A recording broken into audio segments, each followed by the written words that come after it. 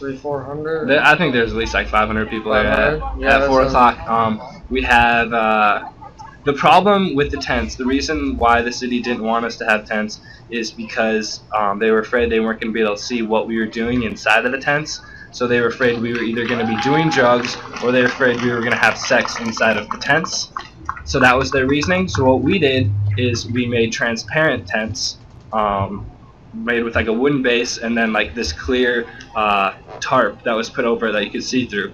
And so we built these tents and we brought them over here into the South Plaza, set them up, and then we created a human chain around them.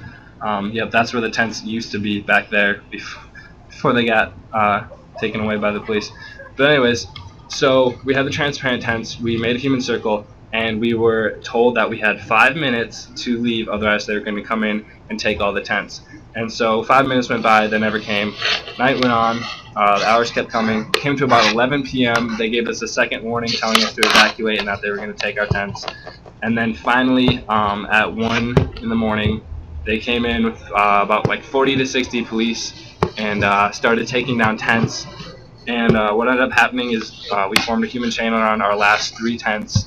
And the police all had zip ties ready to make arrests. They came in. One man came at the police line. I'm pretty sure he was drunk, but he came at the police line and he was choke slammed to the ground. It's pretty messed up.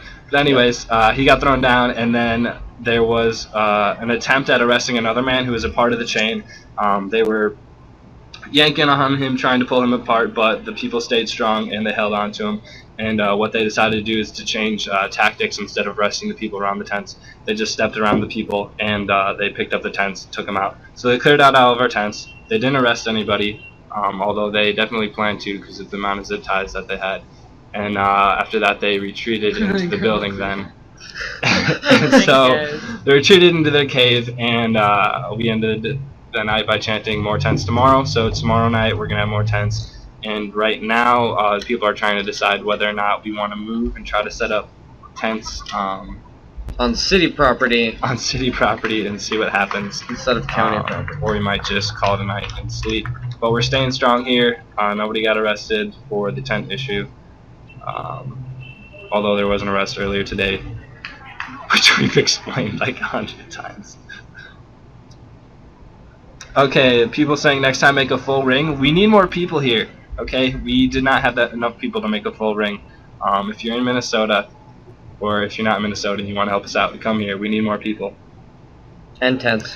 The deal with the old man getting choke slammed. Apparently he was drunk. He walked into the police line.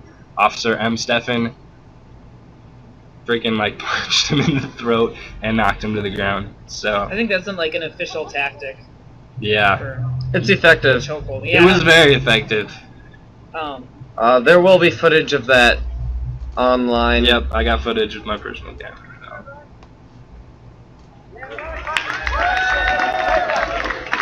Would you encourage others to set up tents in the city? Yes, I would definitely encourage that. If you have an occupation and you're currently being told you can't use tents, set them up, have a rally, see how the police react. Especially if you have inclement weather and really cold. Yeah, so I mean the whole reasoning here in Minnesota, it's cold, it's been raining on and off, we need shelter from the rain, so we put up tents, took it away from us, and now we're out here in the cold again, so